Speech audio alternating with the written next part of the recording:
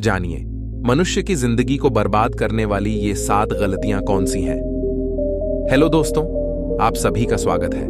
दोस्तों, आज के उपदेश के माध्यम से मैं आपको उन 7 गलतियों के बारे में बताने जा रहा हूं जो गौतम बुद्ध अक्सर अपने शिष्यों और सांसारिक लोगों को कभी न करने की सलाह देते थे। दोस्तों, अगर आप अपने जीवन में खुश रहना चाहते हैं तो आज से ही ये 7 गलतियां करना बंद कर दीजिए। तो आइए बिना समय बर्बाद किए जानते हैं उन 7 गलतियों के बारे में जो व्यक्ति का जीवन बर्बाद कर देती हैं। नंबर 1, किसी को जबरदस्ती सलाह देना। दोस्तों, सबसे पहले तो ये समझ लीजिए कि हम सलाह क्यों देना चाहते हैं। हम सलाह देना चाहते हैं क्योंकि हम चाहते हैं कि दूसरों को बुद्धिमान लगे, लेकिन होता बिल्कुल उल्टा है, यानी वह हमें मूर्ख समझता है। दोस्तों देखिए, 2 तरह के लोग होते हैं। एक तो वो जो बड़ी बड़ी कहानियां सुनाते हैं लेकिन उनकी बातों का लोगों पर कोई असर नहीं होता, और दूसरे वो हैं जो एक शब्द कहते हैं और लोगों के दिल कांप उठते हैं। इसलिए ऐसा इंसान बनो जिसकी हर बात की वैल्यू हो। एक छोटी सी घटना से मैं आपको समझाता हूं। एक बार गौतम बुद्ध जंगल के रास्ते से गुजर रहे थे, तभी एक साधु की नजर उन पर पड़ी और वह उनकी ओर आकर्षित हो गए। मित्रों, बुद्ध के प्रति आकर्षण होना स्वाभाविक था, और फिर वह व्यक्ति बुद्ध से पूछता है कि मुनिवर, क्या आप भगवान हैं? बुद्ध कहते हैं नहीं। तब भिक्षु पूछता है, तो फिर क्या आप सचमुच भगवान हैं? बुद्ध कहते हैं नहीं। बुद्ध तब कहते हैं कि मैं भी तुम्हारी तरह एक आदमी हूं, सिर्फ इतना अंतर है कि मैं जाग रहा हूं और तुम अभी सो रहे हो। तब भिक्षु बुद्ध कहता है कि तुम्हारे चेहरे की चमक देखकर लगता है कि तुम एक आदर्श व्यक्ति हो, वह एक आदमी है। अतः मैं यह जानना चाहता हूं कि आपके गुरु कौन हैं और किसके मार्गदर्शन ने आपको एक आदर्श मनुष्य बनाया। बुद्ध कहते हैं कि शुरू में मेरे कई गुरु थे, लेकिन मैं आत्मज्ञान के इस पथ पर अकेला ही चला और मैंने सैकड़ों गलतियां की। उसके बाद मुझे स्वयं ही आत्मज्ञान प्राप्त हुआ। यह सुनकर भिक्षु क्रोधित हो गया और बुद्ध से बोला, जाओ, मैंने तुम्हारे जैसे बहुत से पाखंडी देखे हैं, तुम गुरु का सम्मान लूट रहे हो। बुद्ध का उत्तर बिल्कुल सही था, लेकिन व्यक्ति के भीतर के बुद्ध का उत्तर गलत था। इसके बाद बुद्ध उस व्यक्ति को समझाने के लिए एक भी शब्द खर्च नहीं करते हैं। बाद में उन्हें इस बारे में पता चलता है, लेकिन उस समय बुद्ध अपनी ऊर्जा और समय बर्बाद नहीं करते। सूत्र यह है कि सलाह या ज्ञान केवल उन लोगों को दें जिन्हें इसकी आवश्यकता है। नंबर 2, अपने आप को किसी वस्तु, व्यक्ति या परिस्थिति से बांधना। दोस्तों, ये जिंदगी 2 रास्तों पर आधारित है। पहले आप प्रगति करोगे और फिर विनाश की ओर जाओगे। तो एक बात तो तय है कि अगर आप अभी प्रगति नहीं कर रहे हैं तो आप हर पल विनाश की ओर बढ़ रहे हैं। ये बात भले ही आप जानते हो या नहीं। दोस्तों, लोग नशा इसलिए नहीं छोड़ते क्योंकि उन्हें अभी तक पता नहीं होता कि यह भविष्य में कितना विनाशकारी हो सकता है।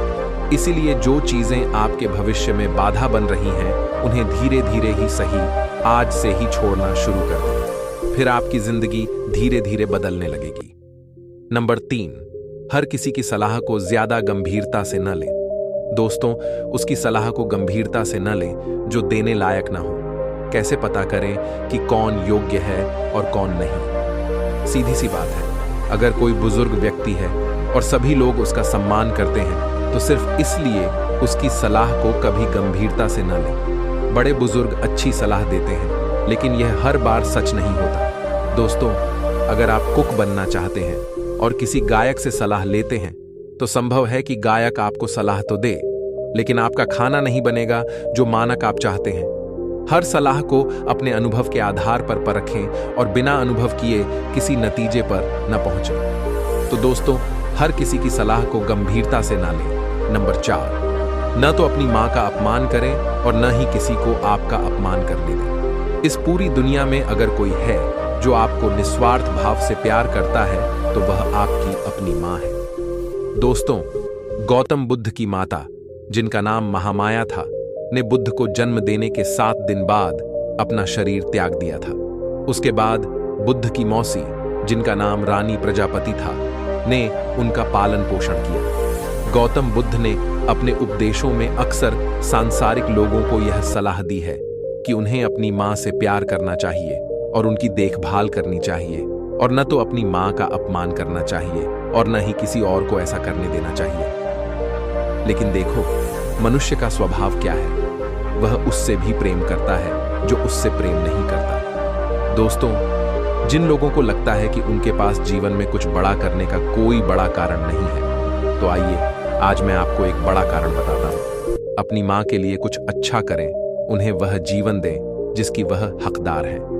नंबर 5, दूसरों के बारे में सोचते रहना। नोट: प्रत्येक शब्द को ध्यान से सुनें। दोस्तों, अगर आप ध्यान से देखेंगे तो पाएंगे कि आप सारा दिन दूसरों के बारे में सोचते रहते हैं और फिर अंत में दुख ही मिलता है। इसलिए स्वार्थी बन जाएं और खुद से प्यार करें। लेकिन एक बात याद रखें कि खुद से किसी से प्यार करने या स्वार्थी होने का मतलब यह नहीं है कि आप दूसरों को नुकसान पहुंचाएं। मित्रों, बुद्ध भी स्वार्थी हो गए थे ताकि उन्हें ज्ञान प्राप्त हो सके। जब उन्हें आवश्यकता पड़ी तो उन्होंने अपने पिता, पुत्र, पत्नी या राज्य के बारे में नहीं सोचा और केवल अपने बारे में सोचा और सब कुछ छोड़कर जंगल में चले गए। इसलिए जीवन में स्वार्थी होना जरूरी है, लेकिन सही मकसद के लिए और ताकि इससे किसी को नुकसान न पहुंचे। नंबर 6, अपने आप को सबसे बुद्धिमान समझना बंद करें और सीखना बंद करें। दोस्तों, हमारे समाज में ऐसे बहुत से लोग हैं जो अपने आप को सबसे बुद्धिमान मानते हैं और हमेशा कहते हैं कि उन्हें सब कुछ आता है। ऐसे लोग कभी भी कुछ नया सीखने की कोशिश नहीं करते, जिसके कारण वे हमेशा पीछे रह जाते हैं। दोस्तों, जब हम कहते हैं कि हम सब कुछ जानते हैं, तो हम अपने हाथों से ज्ञान प्राप्त करने का दरवाजा बंद कर लेते हैं, जिससे हम पिछड़ने लगते हैं। दोस्तों, बिल गेट्स और वॉरेन बफेट आज भी दिन में ज्यादातर समय पढ़ते रहते हैं और कुछ नया सीखते रहते हैं। दोस्तों, इसलिए हमेशा कुछ नया सीखते रहिए और आगे बढ़ते रहिए। नंबर 7, अपना समय बर्बाद करना। दोस्तों, जो दिन प्रतिदिन अपना समय बर्बाद करते रहते हैं, बाद में बहुत पछताना पड़ता है, क्योंकि समय, जैसा कि हम सभी जानते हैं, कभी वापस नहीं आता। दोस्तों, हमारे पास चाहे कितना भी पैसा हो, हम उस पैसे से 1 सेकंड भी समय खरीदकर वापस नहीं ला सकते। इसलिए हमारे पास जो भी समय बचा है, हमें उसका सदुपयोग करना चाहिए और कुछ ऐसा करना चाहिए जिससे लोगों और दुनिया का भला हो। दोस्तों, ये थी वो 7 गलतियां जो हमें अपने जीवन में कभी नहीं करनी चाहिए। और अगर आप भी अपने जीवन में ये 7 गलतियां कर रहे हैं, तो आपको अब से ये 7 गलतियां करना बंद कर देना चाहिए। दोस्तों, आपको यह उपदेश कैसा लगा? कृपया नीचे दिए गए कमेंट बॉक्स में कमेंट करके हमें बताएं।